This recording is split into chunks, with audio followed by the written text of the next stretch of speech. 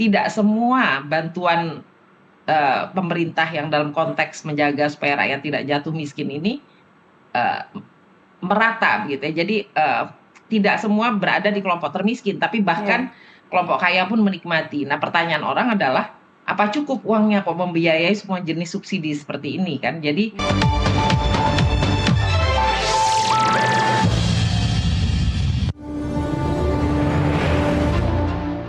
Gejolak ekonomi global masih berlangsung. Konflik geopolitik, kenaikan harga energi, hingga gangguan rantai pasok membuat banyak negara menghadapi lonjakan harga kebutuhan pokok. Namun di tengah kondisi itu, Indonesia dinilai mampu menjaga stabilitas harga sejumlah komoditas strategis. Menjaga harga tetap stabil tentu berbuah sentimen positif bagi masyarakat. Namun di balik stabilitas terdapat berbagai kebijakan yang memerlukan biaya besar, mulai dari subsidi energi hingga pengendalian pasokan pangan. Aktivitas manufaktur sempat termoderasi pada akhir triwulan kedua, namun kembali melanjutkan ekspansi pada bulan Juli 2026 dengan PMI manufaktur di level 50,2, menunjukkan pemulihan optimisme pelaku usaha. Kedepan, sinergi kebijakan antar lembaga anggota KSSK akan terus diperkuat guna menjaga keberlanjutan momentum pertumbuhan. Lantas, seberapa efektif kebijakan pemerintah menjaga daya beli masyarakat dan mampukah stabilitas harga ini dipertahankan jika tekanan ekonomi global terus berlanjut?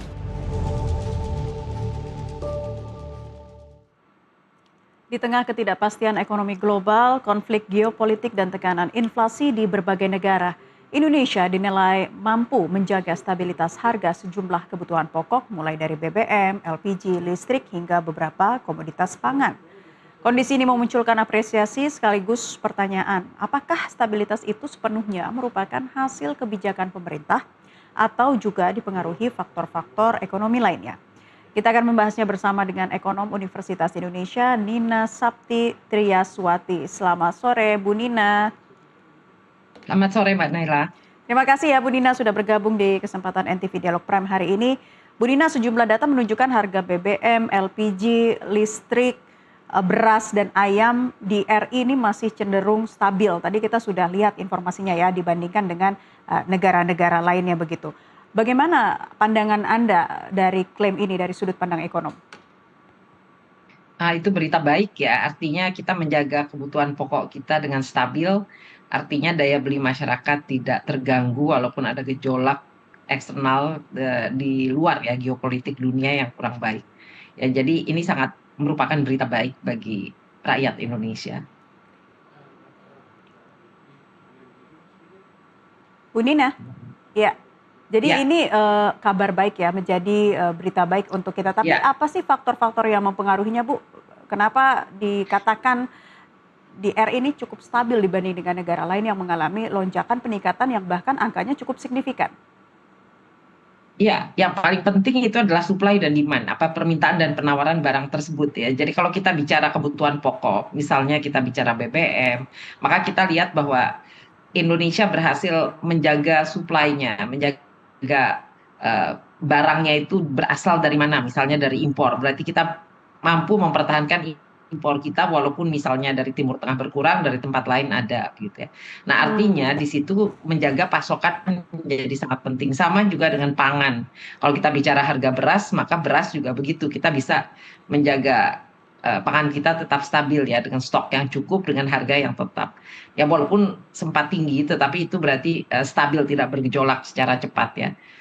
Jadi kita Ya. lihat ada barang yang memang kita secara domestik sudah tangani, tapi kalau yang barang impor ini yang sangat rentan karena pelemahan nilai tukar ya misalnya. Ditambah memang gejolak ekonomi dunia ya, terutama BBM. Ya, jadi kita lihat ada gejolak geopolitik, lalu kita harus mencari pasokan lain ya dari negara lain dan kita berhasil menjaga pasokan tersebut sehingga harga dalam negeri baik, tidak tidak melonjak bahkan menurun gitu ya. Sempat naik tapi lalu turun. Itu penting sekali buat masyarakat. Lebih banyak dipengaruhi oleh faktor kebijakan dari pemerintah itu sendiri atau ada faktor ekonomi lainnya, Bu? Ya, faktor ekonomi lainnya kan adalah kenaikan harga karena gejolak ekonomi dunia. Tapi ketika kita punya kebijakan impor yang diversifikasi, maka kita impornya berpindah dari Timur Tengah, misalnya di sini kita punya perjanjian dengan Rusia gitu ya. Jadi BBM kita mendapat pasokan yang berasal dari Rusia. Ya, jadi walaupun harga di luar bergejolak, tapi kita dapat harga sedikit lebih murah lah dari harga Brent gitu ya. Kalau di Brent itu sekitar 107,5 kemarin di Mei, kita dapat katakan sekitar 95 gitu ya. Jadi maka kita punya pasokan yang lumayan Ya. terdiskon dari harga dunia gitu ya. Nah tentu menjaga pasokan ini yang paling penting kan, apakah ini akan stabil seterusnya gitu ya, karena kita punya komitmen kan untuk bisa impor 100 juta seingat saya barrel ya dari Rusia, sekitar angka itu. Bisa ditambah kalau kurang ya menurut Presiden Putin.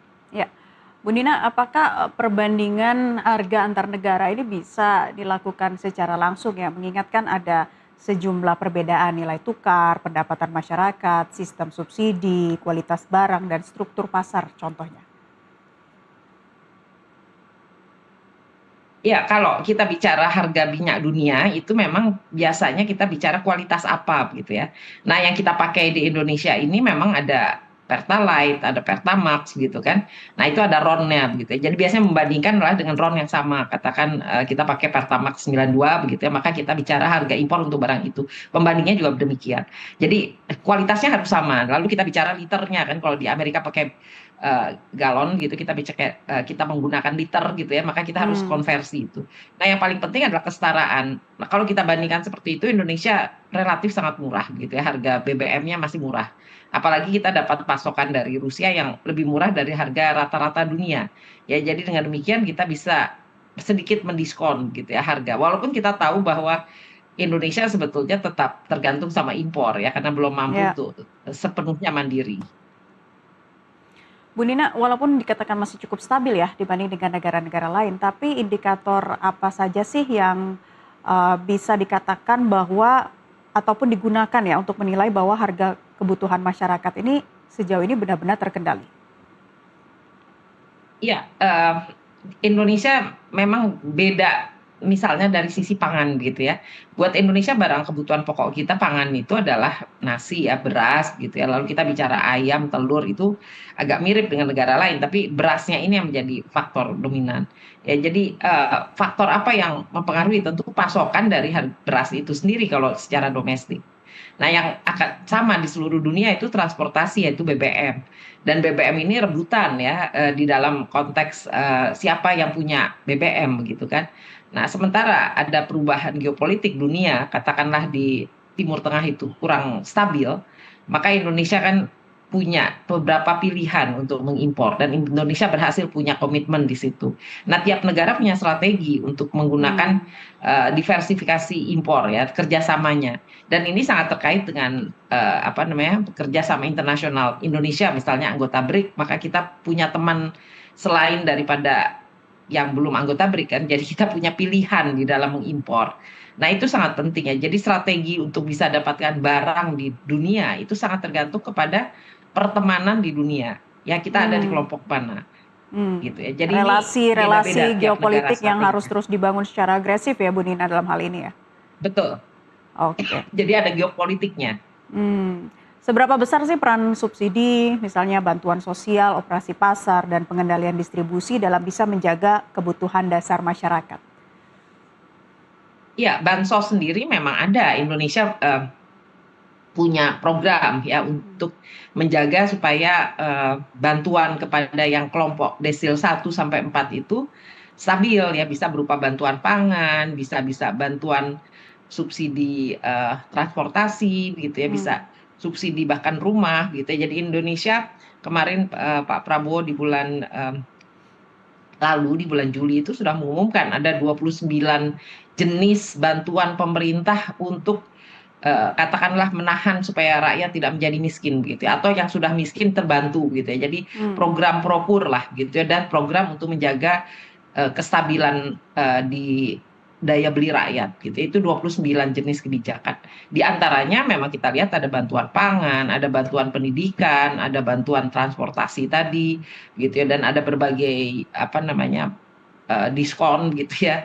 Jadi kita bisa lihat itulah strategi Indonesia secara luas ya, bukan hanya strategi dagang tapi juga strategi bantuan sosial. Nah, tiap negara punya variasi di dalam bantuan sosial ya. Indonesia termasuk banyak pilihan gitu ya.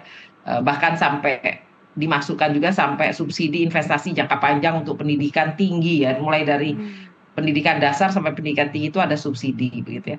Nah, itu Iya. hal-hal yang diangkat ya di dalam sebuah negara untuk menjaga daya beli. Oke, strategi dari pemerintah kita khususnya untuk tetap mempertahankan pasokan dan menjaga daya beli harusnya seperti apa, Bu Nina? Iya, saat ini sudah cukup banyak ya, strateginya dan, memang ada kritik di sana sini terhadap strategi itu sendiri. Misalnya kalau kita bicara salah satu strategi pemerintah itu, eee, menjaga apa namanya, daya beli masyarakat lewat makan bergizi gratis misalnya ya, supaya rakyat tetap bisa makan. Nah, tentu pertanyaannya apakah ini kegiatan yang efektif atau tidak ya, rakyat mana yang terbantu kan, yang tentu yang paling terbantu yang berada di desil 1 sampai 5 katakan 50% terbawah. Tapi yang di atas mungkin tidak terlalu merasakan manfaat. Jadi ada pilihan-pilihan di dalam bantuan sosial itu yang sebetulnya pemerintah masih melakukan efisiensi ya di dalam kegiatan subsidinya ini. Ya juga termasuk BBM ya, ketika disubsidi yang disubsidikan minyaknya ya, BBM. Tapi yang menikmati BBM kan banyak kelompok yang cukup kaya begitu ya. Jadi kenapa disubsidi semua? Itu seringkali pertanyaan. Ya, Harusnya kan yang miskin yang diprioritaskan saja ya, gitu. Itu pilihan pemerintah kan, memberikan subsidi kepada seluruh golongan gitu ya. Nah, ini penting ya oke. untuk kita pahami bahwa strategi tiap negara beda-beda begitu ya. Jadi apakah pemerintah milih strategi ini? Pertanyaannya tentu tergantung pada kebijakannya. Apakah pemerintah mau membiayai, karena artinya kan semua golongan disubsidi ini, dari yang paling miskin sampai yang paling kaya pun disubsidi oleh pemerintah gitu ya. Itu sangat penting gitu ya untuk memahami Oke, bahwa tidak sama tiap negara ya, dalam hal subsidi. ya. Dan juga pemerintah harus bisa memastikan apakah tahan lonjakan harga dunia ini juga bisa tepat sasaran ya Bu ya, menyasar kelompok masyarakat tertentu. Tapi Ya, kalau Bu Nina melihat sejauh ini seperti apa? Sudah cukup efektifkah? ya, iya, ada subsidi yang targetnya jelas ya, penerima bantuannya berasal dari desil 1 sampai 4 gitu ya, dikemukakan di dalam kebijakannya. Tapi ada subsidi yang bukan kepada desil 1 sampai 4, tapi kepada semua orang. Tadi Hmm, saya sebutkan, BBM misalnya, itu tidak dibedakan Anda berasal dari desil mana begitu ya, tapi Anda ya, silahkan beli, kalau Anda beli Pertamax ya dapat subsidi, beli Pertalite dapat subsidi begitu ya. Jadi yang beli yang paling mahal pun dapat subsidi bahkan gitu ya. Jadi kita lihat ini pilihan pemerintah tadi ya. Jadi tidak semua bantuan pemerintah yang dalam konteks menjaga supaya rakyat tidak jatuh miskin ini eh, merata begitu ya. Jadi tidak semua berada di kelompok termiskin, tapi bahkan ya. kelompok kaya pun menikmati. Nah, pertanyaan orang adalah apa cukup uangnya kok membiayai semua jenis subsidi seperti ini kan? Jadi Mm-mm. ketika pemerintah melakukan efisiensi anggaran, sebetulnya ini titik di mana pemerintah bisa memotong anggaran yang tidak tepat sasaran subsidinya, karena subsidi kok ke orang kaya bukan ke orang miskin, itu pertanyaannya. Tapi tentu ini pilihan pemerintah kan, kenapa kok Ya. pemerintah menyediakan subsidi buat orang kaya? Itu berarti pemerintah Hmm, merasa mampu kan dengan keuangannya. Kalau suatu hari tidak mampu, mungkin subsidi orang kaya dulu yang dipotong gitu ya. Ini ya, kan tentu lebih adil daripada subsidi orang miskin yang dipotong duluan gitu ya. iya, Nah, ini sampai hari ini disubsidi semua itu kalau kita lihat yang diumumkan Bapak Presiden itu, walaupun tidak merata ya. Jadi artinya bantuan tertentu hanya untuk orang miskin, tetapi misalnya bansos yang untuk kelompok pangan yang termiskin ya, atau untuk katakanlah bantuan pendidikan untuk rakyat miskin tadi. Tapi ada juga bantuan pendidikan untuk orang kaya begitu ya, yaitu mereka yang bisa masuk sekolah tertentu, itu tidak dilihat dari golongan mana, yang penting dia mampu mendapatkan surat masuk gitu di sekolah itu dibiayai tanpa melihat dia dari kelompok mana. Itu subsidi yang sifatnya memberikan investasi jangka panjang ya, supaya membangun negara. Nah, ini pilihan ya. Jadi kita lihat ada 29 jenis kebijakan yang diumumkan Bapak Presiden yang sifatnya subsidi, menjaga daya beli, termasuk di dalamnya ada program MBG, ada subsidi BBM gitu ya. Dan ini tergantung dengan harga. Sebetulnya ini pertanyaan kita, ketika harga minyak kemarin naik, ya harga minyak kemarin dunia naik, maka pemerintah mengurangi subsidinya. Jadi harga BBM yang kita bayar naik. ya. Nah, ketika melihat harga dunianya bisa ditekan, maka dikasih diskon gitu ya, subsidi BBM ini, sehingga rakyat menikmati sedikit lebih murah gitu ya dari harga sebelumnya yang sudah naik. Ya, jadi kita lihat ini salah satu jenis kebijakan pemerintah yang menjaga berbagai jenis subsidi supaya bisa dinikmati rakyat Indonesia. Tentu pertanyaannya apakah ini adil? Itu yang menjadi pertanyaan Ya. sebagian besar rakyat Indonesia, kok orang kaya disubsidi gitu ya. Oke, Itu oke, pertanyaannya. Bu Nina, meskipun RI bisa menahan dampak lonjakan harga dunia sejauh ini ya, dikatakan masih stabil, tapi faktanya di lapangan banyak kalangan menengah ke bawah ya terdampak juga nih dengan daya beli yang semakin tergerus dan banyaknya kekhawatiran masyarakat sampai kapan fenomena ini akan terus terjadi. Sejauh mana Anda melihat dampaknya bagi mungkin ya kalangan kelas menengah yang tidak tersentuh oleh subsidi ini? Ini yang perlu dilihat ya, bahwa ternyata hasil dari subsidi yang mensubsidi orang kaya dan mensubsidi golongan menengah juga mensubsidi orang miskin. Ini tidak merata dampaknya. Jadi ketika kita lihat di tabungan masyarakat, pertumbuhan tabungan orang kaya sangat tinggi begitu ya. Pertumbuhan yang menengah ke bawah menurun gitu ya pertumbuhannya. Tentu kita bilang masih tumbuh tapi lebih rendah dari yang orang kaya begitu kira-kira. Atau bahkan yang ada sedikit menurun itu artinya mereka tertekan ya harus makan tabungan. Nah, ini adalah cerita di balik subsidi yang berbeda-beda tadi kan. Subsidi kepada orang kaya ada, subsidi kepada orang miskin ada begitu ya. Ya. Tentu di negara lain ada model yang kita fokus saja ke subsidi menengah bawah, yang kaya yang nggak usah disubsidi. Ini bisa membuat mereka yang rentan terbantu lebih banyak. Tapi pemerintah sudah memilih kebijakan yang mensubsidi tidak hanya yang paling miskin, desil 1 sampai 4 tadi, miskin dan rentan miskin, 40% terbawah lah dari pendapatan rakyat Indonesia ya, tetapi pemerintah sudah memutuskan mensubsidi kepada barangnya, yaitu BBM, kepada katakanlah aksesnya gitu ya, misalnya pendidikan gitu ya. Jadi orang kaya yang berhasil masuk sekolah terbaik dapat subsidi gitu ya, itu kan berarti subsidi pada orang kaya gitu ya. Nah ini penting kita pahami ya, model subsidinya beda-beda, ada 29 jenis kebijakan yang menurut pemerintah menjaga daya beli masyarakat, mencegah atau memperbaiki kemiskinan Indonesia gitu ya. Ya.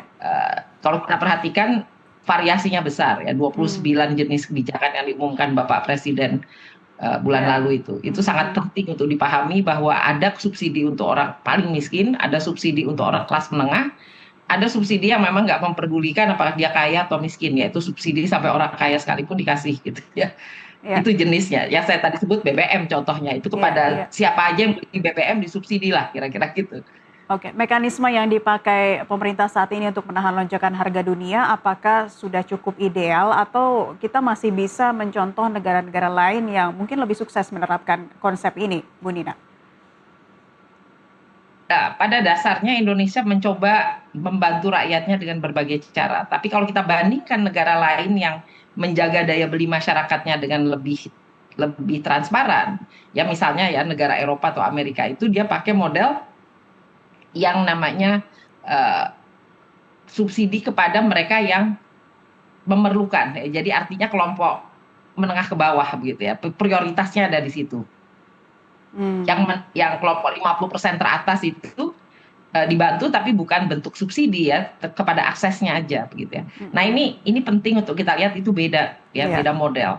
Ya, jadi kalau ada model yang begini sebetulnya lebih jelas, mereka rakyat tahu bahwa dibantu karena seseorang itu digolongkan miskin atau katakanlah 50% terbawah. Tapi kalau dia 50% teratas ya dia harus berusaha untuk mendapatkan, dia harus membayar harga pasar sehingga harus mendapat pendapatan lebih gitu ya. Jadi itu lebih jelas. Tapi di Indonesia tidak demikian ya. Jadi kalau ditanya apakah lebih ideal negara lain, nah di sini kita melihat dilemanya. Pemerintah menganggap bahwa BBM itu adalah hak semua rakyat Indonesia artinya. Jadi boleh disubsidi semua level gitu. Harusnya ya Bu ya, itu menjadi harapan kita bersama ya Bu ya. Baik, Bu Nina dan juga pemirsa NTV Prime tetaplah bersama kami. Dialog akan kami lanjutkan seusai jeda azan maghrib berikut ini.